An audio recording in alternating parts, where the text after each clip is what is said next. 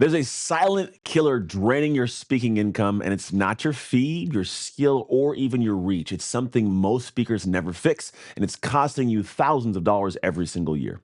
Now, every speaker wants more revenue. You want more gigs, you want higher fees, you want bigger opportunities, you want to be in the big grand stage. I totally get it. I have always wanted to be in the same position. Like, I've wanted to do the same thing, right? But the truth is, they're not losing money for what they don't have, they're losing money for what they don't do. Like, think about that. It's not so much you don't have the information, the connections, the access to people.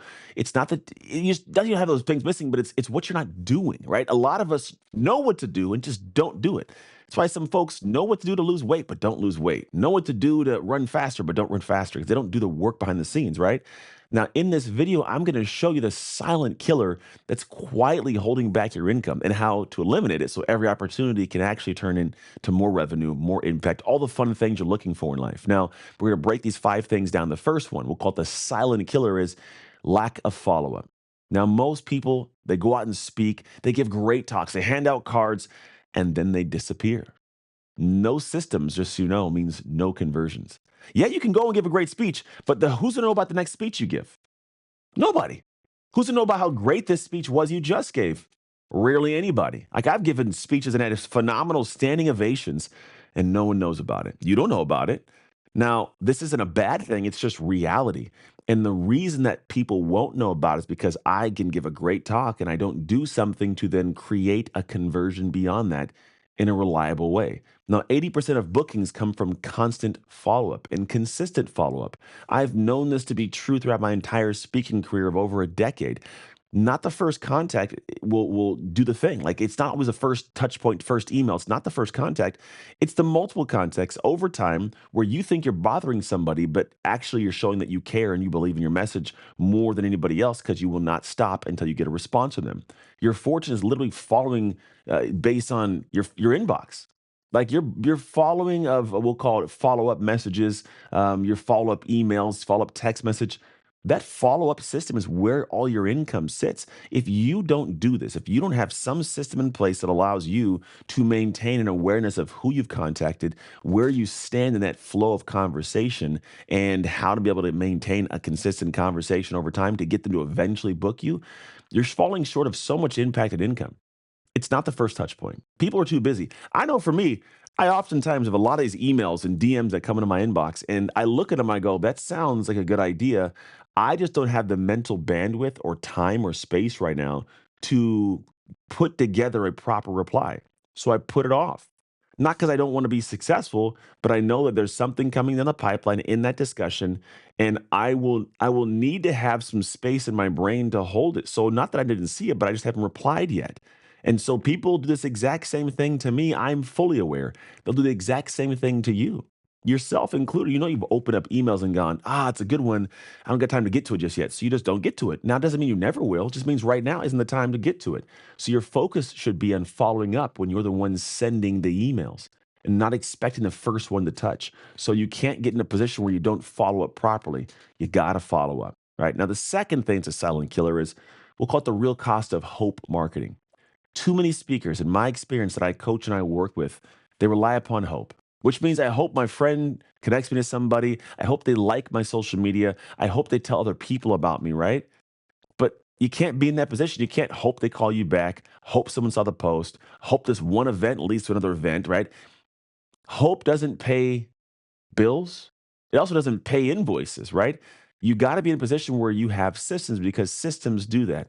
Systems create follow up, systems create impact, systems create income. That's why every major company that you work with, you've paid money to, the Amazons in the world, the McDonald's, if you go to those restaurants, any restaurant, right? There's systems for how every single thing runs, or your meal would not be great every time, or your Amazon Prime would not show up when it does as promised digitally, right?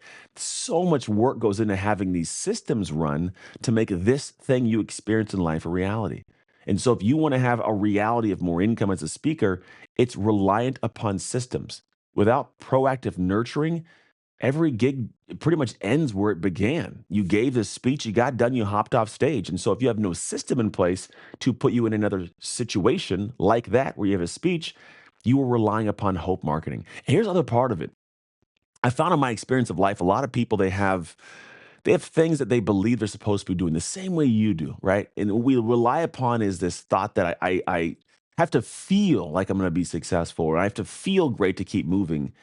And what I've come to notice, it doesn't matter how you feel, it's what you do. And so many people don't do what's required to have success. It's one of these things where you also have to go past the emotional part of it, of going like, what if they don't like me? What if I don't get a response? It doesn't matter. Your job is to consistently be out there and have systems that do what need to be done for the business. And in my business, I have systems that tell me what to do. Right? I'm not out there trying to wake up and go, what should I do today for my speaking business? No, this is the day this takes place and I do that thing. If you can operate like this, then you get to be in a position where most aren't, which is reliability of income, of impact, of what you do. Systems have got to be the thing you lean upon. And it's not just saying you wrote them down, but are they actually running in your company? Are you actually doing the things that you're supposed to be doing every day in, day out, without fail? Because if you don't do those things, you don't get the outcome you're supposed to have. So for me, I've realized that hope can also diminish things. I've also found that I had this piece of language I used to use, which is when it comes down to it, you can't question your purpose because you lack the progress. Right? You might have a definitive purpose to be on a stage and serve somebody's heart. But if you lack the progress, you might start questioning your purpose. But why would you not have progress in action? If you're not taking action, not moving towards something, I'm talking religiously doing something, well, then what happens is you lack progress. And then because you lack progress, the only feedback you have is having an assumption that you lack the skill, or it's not for you, or it's not your purpose. So you question your purpose because you like the progress. You like the progress because you lack the execution consistently. So you got to move out of the space of hoping that something's going to work out and making it work out. Then number three, we'll call it point three, you must build a simple revenue recovery system. Hey, I hope you're enjoying this video right now. Now, I want to let you know I have a training coming up. And in this training, I unpack my entire speaking business system. It's called the Speak to Freedom Formula. Now, in this system, I unpack what's literally taken me from $0 to seven figures a year in my speaking business. And it's something that you can actually do for yourself. So all you have to do to get access to this is you can click the link that's in the description below and it'll take you there, or wait till the end of the video, check it all out and get over there. But no matter what you do, don't miss that. All right, that's it. Let's get back to the video. Number three, we'll call it point three, you must build a simple revenue recovery system. Now, after every single talk, immediately do three things. One, send a thank you and request a testimonial from the company that just booked you. They loved you. Let them put it on video or write it out that they loved you. You can use that later on in your marketing. Send thank yous or shake hands. I shake every person's hand I can on the way out, AV included. I start with the AV. Thank them for being awesome, making you look good on that stage, audio and visual wise, right? Anyone that let me come and talk to their people, I also thank them. I oftentimes find the CEO and say, hey, thank you for trusting me with your most important asset, your people. That's no small feat to be able to go into a company that you don't know and they really don't know you personally, but they trust you to give your words to help their people. That's big. You do not take that for granted. Spend the time paying attention to their head and their heart and give a handshake at the end. Second thing is ask every contact you to your pretty much every person you talk to or speak to, you want to have some way to have every contact in your CRM to follow up with, whether it's by an email list or text message. So you want to add everybody to your follow up CRM and your email list and your contact points so you can be in position to initiate discussion. Now, what I'm doing is at the end of our speech, we have a way the speech is created and designed and delivered to make sure at the end of my keynote, I'm making a request that they can't wait to fulfill. I want to give them something for their contact information. And I happily am able to give it, and they happily give me their contact info. But what this does, it now allows me to be in position to initiate follow up. I can send emails, I can send text messages, I can send everything needed to make sure I'm serving at a super high level. Now, this alone can double your annual revenue with no extra marketing. This literally can happen. You don't have to do anything more than what you're already doing. But if you infuse these systems in place, you'll find yourself in a position to where you can honestly double or more your income because you're doing things that initiate discussion. Think about it. If every speech you give, you get at least one more speech from it, you've now doubled your revenue, right? It's not impossible to do this. That's assuming that one every time happened. But if you do it based on a system, what happened for that one speech is going to happen for 15 more. So one speech could lead to 15 more speeches. And it's again something that can steamroll done properly. Now, point number four, You want to create repeatable revenue loops. This stage you're on right now should be multiple revenue streams. You should upsell workshops, upsell consulting. Now, the difference in workshops and consulting, just so we're clear, workshops are me coming in and training on something for a large group. Consulting could be a small private group, the executives or those that are in a group of HR, right? Or team trainings, right? Come in and work with a specific team that does one thing in the company, get them dialed in and move on to the next team, right? So you could do workshops, consulting, and team training. You can also offer retainer for recurring tasks. Maybe they need you to do something task wise or even talks. Do recurring talks every quarter, have a talk on a specific topic, come in and give that delivery, right? And stack them in a progressive manner. Have them build to something. You could do recurring talks. You could use your talk and should use your talk as a gateway to a digital or community offer.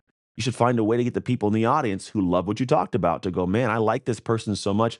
I want to work with them long term. I want to be in their community of people that are like minded, and I want to get a benefit from that. See, the key is you do not end at the applause. You convert that applause into opportunity. And the opportunity isn't just for you.